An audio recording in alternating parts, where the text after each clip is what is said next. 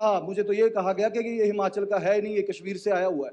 मैं क्या भाई, ये तो पटवारी से पता कर लो आप, मेरी जन्मपत्री कहाँ से क्या क्या जो पीछे से परिवार कहाँ से नकल ले लो आप। अध्यक्ष महोदय, सरकार ने कहा कि महिलाओं को सशक्त किया जा रहा है। पुलिस विभाग ने 1 साल हो गया एफआईआर की, मेरे पे की, मेरे परिवार पे की।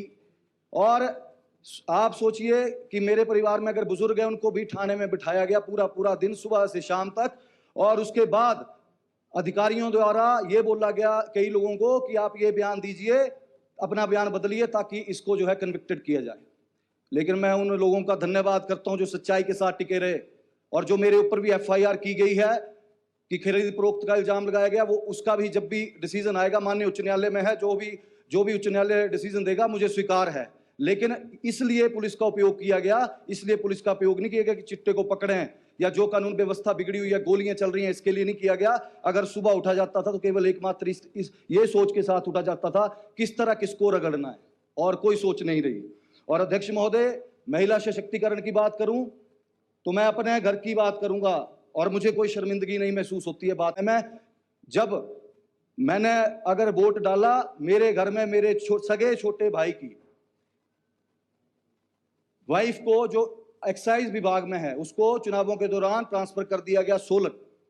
उसकी 1.5 साल की बेटी है और 15 दिन ज्वाइन किए हुए। और जब पिछले विधानसभा सेशन में मैं ये उठाया कि भाई इस तरह से जमीन एक्वायर की गई है, मुख्यमंत्री जवाब दें, तो 15 दिन बाद उसको सोलन से रोड उठा दिया गया और बोला कि वहां पे ज्वाइन करो। और आप सोचिए कि वो 1.5 साल की बच्ची के साथ मैं इस सदन में एक बात रखना चाहूंगा।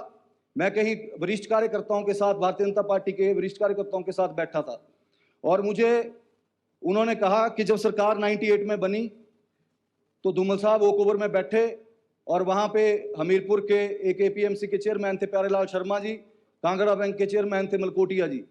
तो बोलते उन्होंने मुझे ये बात सुनाई कि हम बैठे हुए थे तो वहां पे पंडित संतराम जी, जो स्वर्ग में है आदरणीय पंडित संतराम जी, जो सुधीर शर्मा जी के पिताजी हैं, वो आए और उन्होंने धूमल साहब को कहा कि मैं आपको बधाई देता हूं कि आपकी सरकार बनी, लेकिन मैं आपको एक सलाह देता हूं कि कोई भी किसी भी औरत की ट्रांसफर उस जगह मत करना कि वो शाम को अपने बच्चों के साथ ना मिल पाए।